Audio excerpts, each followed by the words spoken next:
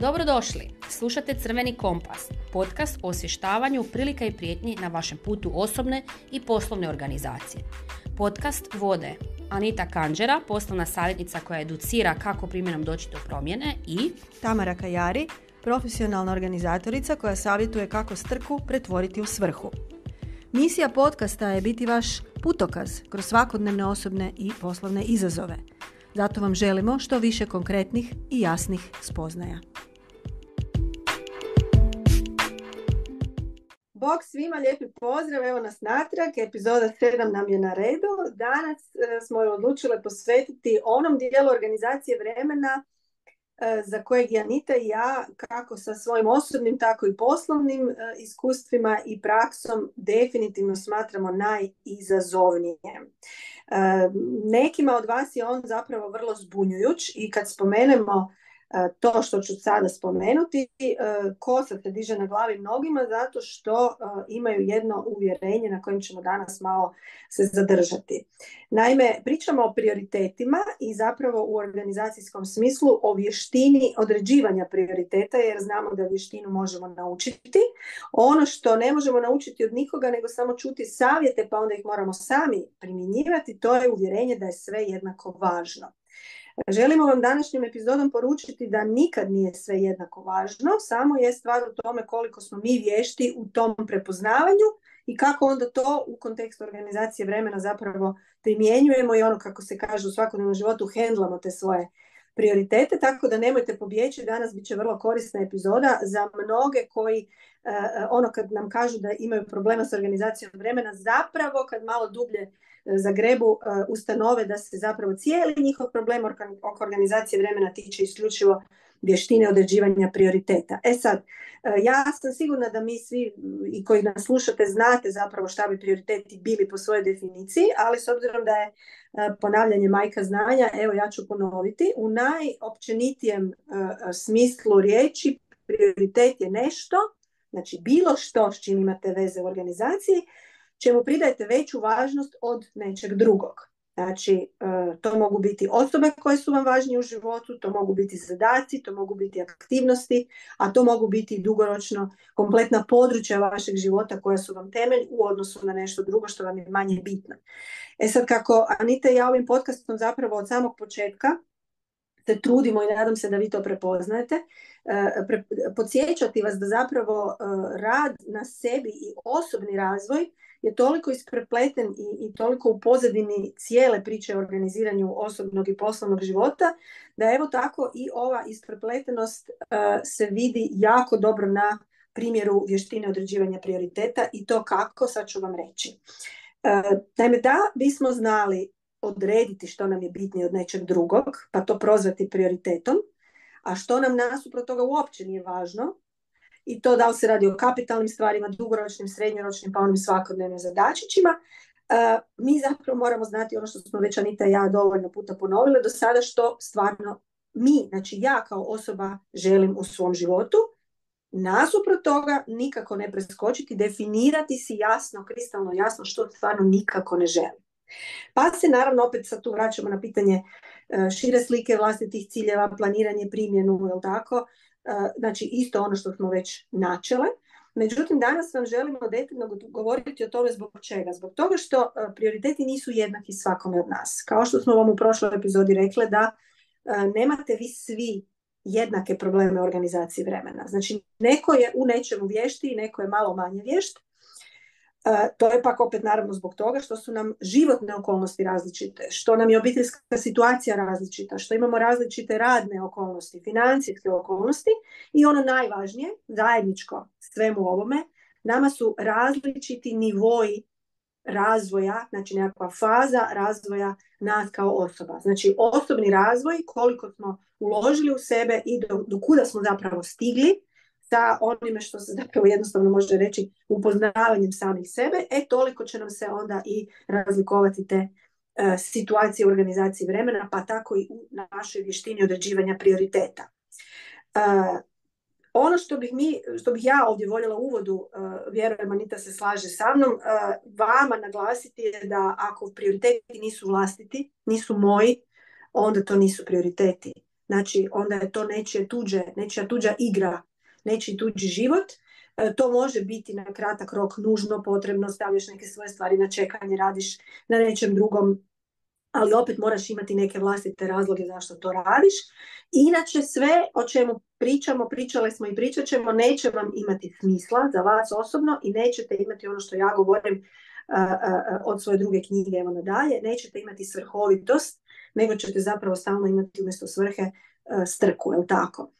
Sad, s obzirom da je ovo jako crno odmah na početku i ozbiljno, a Anita uvijek se tu trudi da ja ne odem predaleko u svoje strogoći, ja vas prepuštam Aniti, da vas ona ohrabri, jer Anita, jel se slažeš da se zapravo ne treba bojati učenja postavljanja prioriteta, nego da je to baš jedna onako super vještina?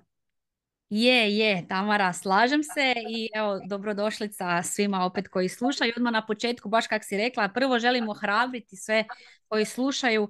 Ako vam puno toga još uvijek nema smisla, ako ne razumijete puno toga što ste čuli ili ako jednostavno imate još hrpu pitanja, nejasnoća, molim vas samo da nam date do znanja, da nam pošaljete poruku, da komentirate, da nam se javite privatno, jer mi zaista pokušavamo i trudimo se i jasnije i konkretnije objasniti sve ove teme koje su nama najnormalnije, s kojima radimo svaki dan i možda neke stvari previše olako shvatimo ili uzimamo zdravo za gotovo, a vama nisu jasne. Tako da važan nam je vaš input, važna nam je vaša povratna informacija da znamo još bolje ili još konkretnije objasniti sve ono što vas zanima. Tako da evo, za početak, ako vam nije jasno, ako vam je zbunjujuće, javite nam se, potrudit ćemo se naravno uvijek još bolje objasniti ili potkrijepiti sa nekim drugim člancima ili blogovima u kojima smo o tome pisali.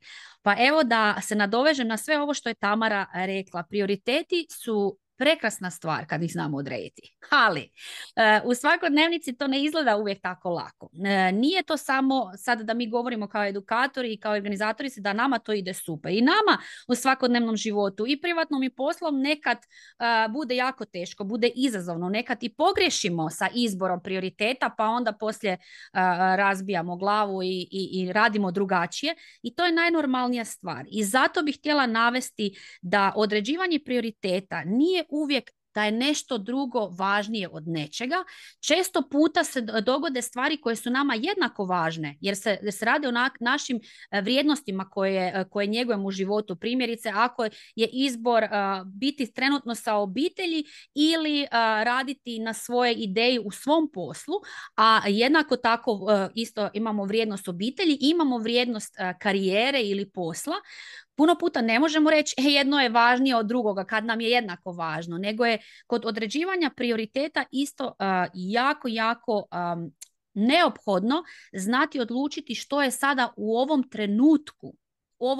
trenutku prioritet napraviti za neku dugoročnu svrhu, za neki dugoročni boljitak, ili s druge strane što je sada trenutno nešto što ne može čekati. Jer ako se primjerice dogodi da nam se dijete ozlijedi i krvari, a mi želimo sada uporno napraviti nešto za posao, što može čekati? Naravno da može ova stvar za posao čekati, dijete sa krvavim koljenom ne može.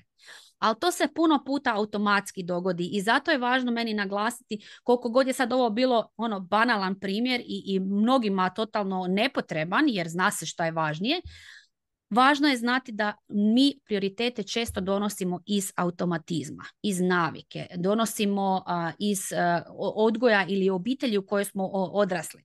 Znači, puno puta sam okružena ljudima koji uopće ne razmišljaju o prioritetima, nego rade onako kako su navikli, rade onako kako su odgojeni, rade po nekakvom automatizmu. I to je isto nešto što je Tamara rekla, to se uči kroz osobni razvoj. Primjerice, ja mogu reći da zadnjih, sad već sigurno ima preko 7 godina kako radim na osobnom rastu i razvoju, neke stvari prije nisam znala zašto radim i zašto se odlučim da radim prvo to pa nešto drugo, dok nisam kroz osobni razvoj shvatila kao prvo koje su mi vrijednosti. Znači, kroz osobni razvoj sam si definirala koje vrijednosti živim i dok nisam shvatila u kakvom sam okruženju odgajana i u kakvim sam navikama odrasla u svojoj obitelji. Jer, evo, da budem konkretna u primjeru, Kada sam odrastala u svojoj obitelji, u svom okruženju u Slavoniji, tamo je jako važno počastiti ljude, imati uvijek pun stol hrane, pića i tako dalje. Ali mnoge obitelji to rade na uštrb sebe. Znači čak i kada nemaju financijska sredstva, kada grcaju u dugovima, u troškovima, oni će radije počastiti druge, potrošiti svoj zadnji novac samo da ne ispadnu škrti ili da što će drugi o njima reći, što će selo reći. E sad, to je važno naučiti. Važno je naučiti zašto radimo to što radimo.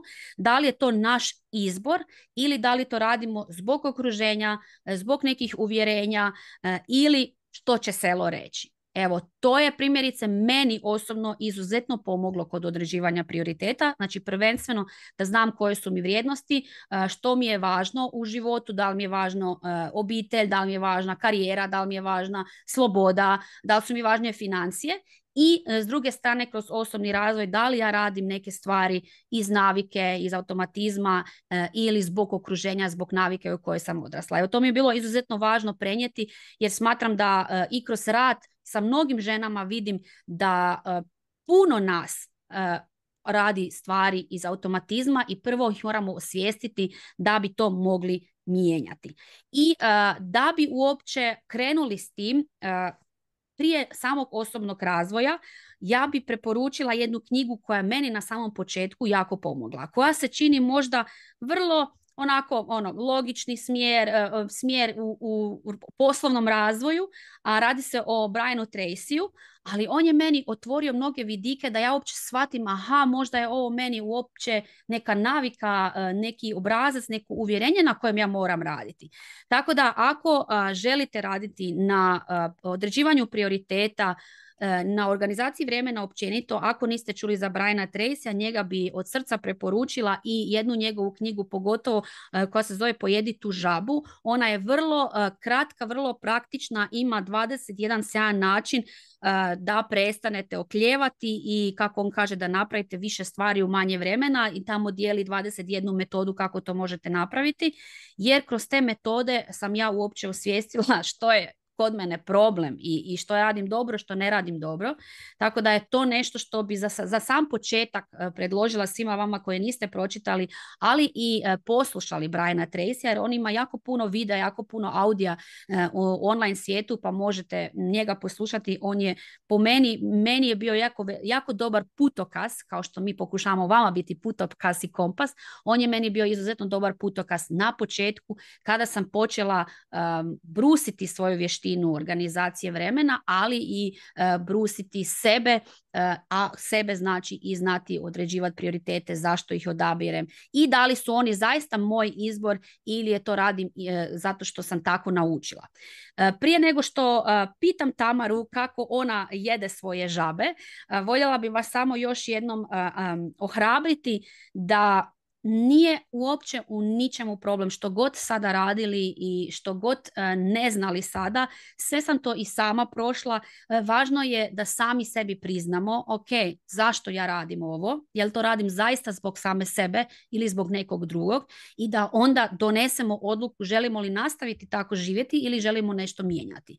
Ako želimo mijenjati, super, kako ćemo to mijenjati. Ako ne želimo mijenjati, ako nastavljamo tako živjeti, da samo budemo svjesni da onda nikome drugome ne možemo kukati ili prigovarati jer je to bio naš odabir. A to uvijek govorim zbog puno primjera koje znam iz privatnog života, od građenja kuće, kredita jednog, kredita drugog, trećeg, zbog okoline, zbog okruženja, a ne zbog njih samih i onda grcaju u dugovima. Ni sretni oni, ni sretni niko drugi. Tako da evo, to je jedna tema, vjerujem Tamara, o kojoj ćemo pričati u nekoj od sljedećih epizoda, ali toliko od mene, Tamara, da čujem koje su tvoje žabe i kako ih ti jedeš. Da, žabe, to je ljigavo jedno pitanje, ali da ne bi sad zbunili slušatelje, znači tko nije čitao knjigu, a čuli ste Anita je rekla, knjiga se zove Progutaj tu žabu, znači radi se o metafori.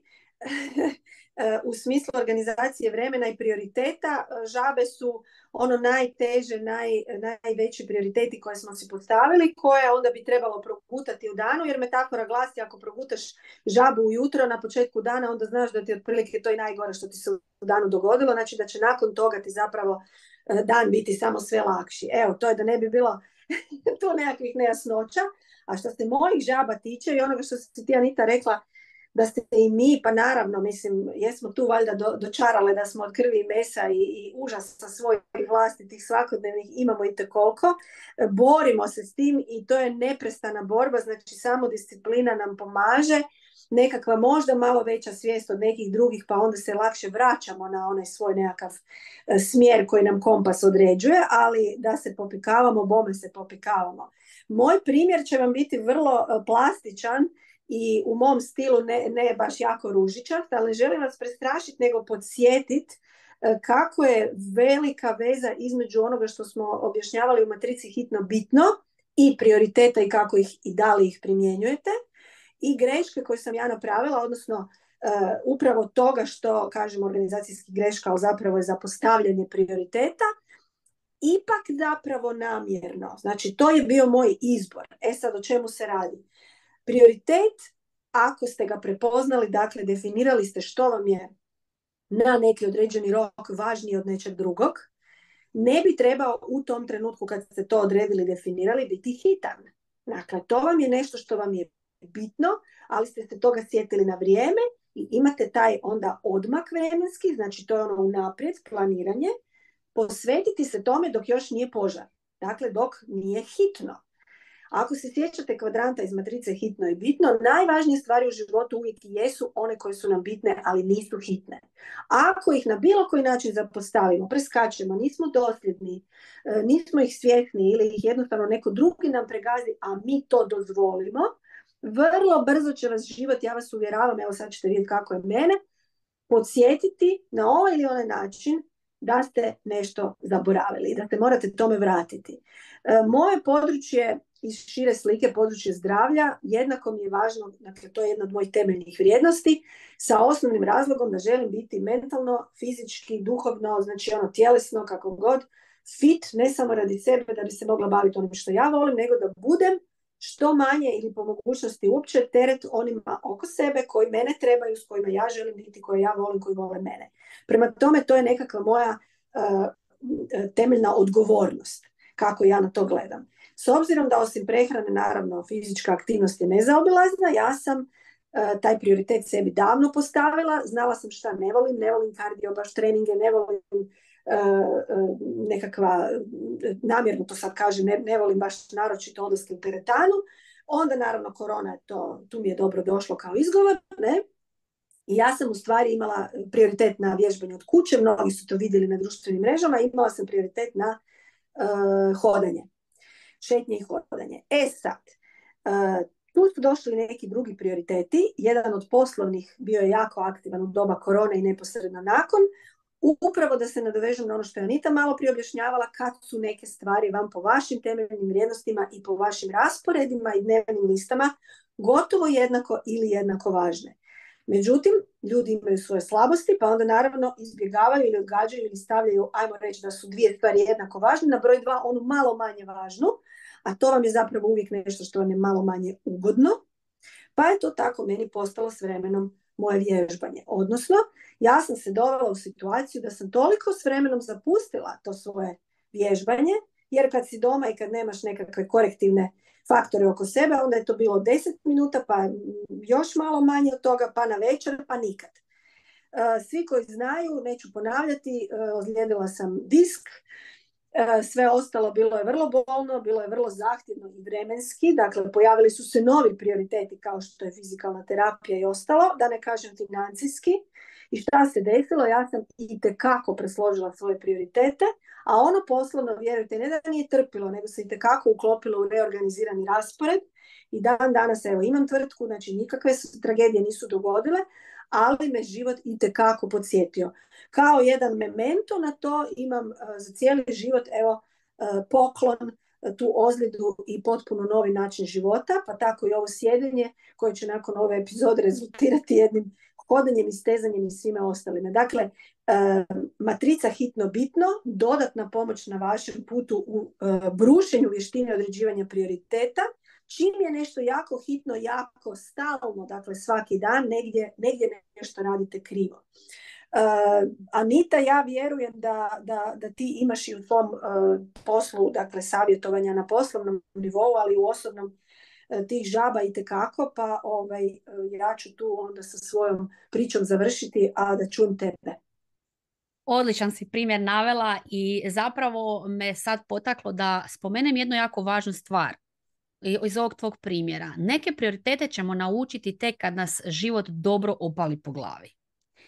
I to se odnosi i na privatan život, ali i na poslovni. Evo, ja ću onda isto konkretno navesti svoj primjer, jer najbolje na takav način učimo kada čujemo neke životne konkretne primjere, tako i u mom poslu. Kao što si ti navela u privatnom životu zdravlje, tako ja u poslovnom životu mogu navesti ovo što se sad meni događalo u zadnjih nekoliko mjeseci. Znači, ja sam znala da u prvom mjesecu selim. A ja sam selila već više puta u životu i znala sam koliko je selidba velika stvar. Ne samo od toga da se trebaju prvo spakirati sve stvari u jednom prostoru, pa premjestiti u drugi prostor, pa u drugom prostoru razmjestiti. To se sve ne može dogoditi u jednom danu, jer ima puno toga i puno naravno stvari koje se mimo pakiranja i spremanja moraju dogoditi. I znala sam u prošlosti kada sam selila da u tom razdoblju nemam toliko vremena niti energije na raspolaganju da radim svoj posao kao što to radim u periodu kada ne selim. Tako da je primjerice kod ove selidbe do sada je najbolje prošlo nego u prošlosti, zato što sam znala da me čeka selidba i ja sam mogla unaprijed pripremiti svoj teren vezano za posao. I to isto, zašto to govorim? Zato što kada znamo da smo u prošlosti već imali nekakav problem ili problematično razdoblje ili izazovno razdoblje, mi se možemo pripremiti da se to ne ponovi idući puta. Ako to ponovimo, znači ništa nismo naučili prošli puta. Ja sam debelo naučila na prošlom iskustvu i na ovom iskustvu sam zato imala puno manje izazova. Pripremila sam unaprijed svoje poslovno okruženje, znala sam da ću u tom periodu imati manje vremena, energije, manje sam dogovarala mentorstva, manje sam dogovarala savjetovanja, neke stvari za stalne klijente sam pripremila unaprijed, obavijestila sam u kojem periodu ću biti manje dostupa, znači mogla sam napraviti pripremu i plan za period seljenja. Isto tako mogu navesti primjer kada su mi prošle godine ponudili da budem na funkciji za marketing direktora Europe koji koordinira i savjetuje 33 države u zemljama Europe, to jest u Europi. To je isto bilo jako velika ponuda i veliki korak za mene u poslovanju i ja sam morala jako dobro razmisliti hoću li pristati i po kojim uvjetima ću pristati i kako će to dalje zapravo utjecati na moj privatan i poslovni život i naravno da sam prvo razmislila, prvo sam si posložila što mogu, što ne mogu i onda donijela odluku, ali i prema mojoj odluci isto tako odredila drugačije prioritete u daljnjem poslovnom životu i privatnom. Znači svaki put kada se dogode takve neke velike promjene u našem životu i poslu, važno je da ne idemo glavom kroz zid, nego da lijepo sjednemo i osvijestimo ok, što mogu ja sada napraviti, kako mogu se pripremiti, kako mogu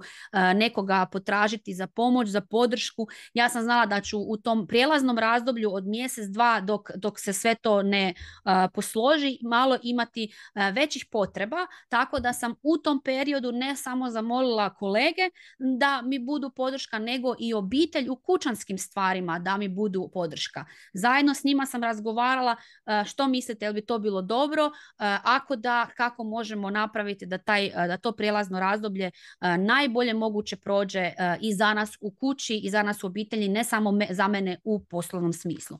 Tako da kod određivanja prioriteta jako je važno da sagledamo sagledamo, opet se ponavljamo, da sagledamo širu sliku, je li to nešto što nam je dugoročno zanimljivo, ili je to nešto što nam je dugoročno važno, što smo već naučili iz prošlosti i što možemo izbjeći ovaj puta kada se dogode takve neke izazovne situacije ili razdoblja koja nas očekuju. Tako da ne bih htjela tu više dužiti, svakako vjerujem da ako netko još ima konkretnih primjera, uvijek nam se mogu javiti i vjerujem Tamara i tebi i meni, tako da ako imate nekih konkretnih pitanja ili izazova koje ste osvijestili slušajući ovu epizodu, uvijek nam se možete javiti, ali vas naravno opet i potičem da nam se javite baš pogotovo na ovu epizodu vezano za prioritete. Jeste li osvijestili? Radite li na svojim prioritetima ili radite li na prioritetima koje vam možda okruženje nameće ili koje radite iz nekog odgoja ili iz navike?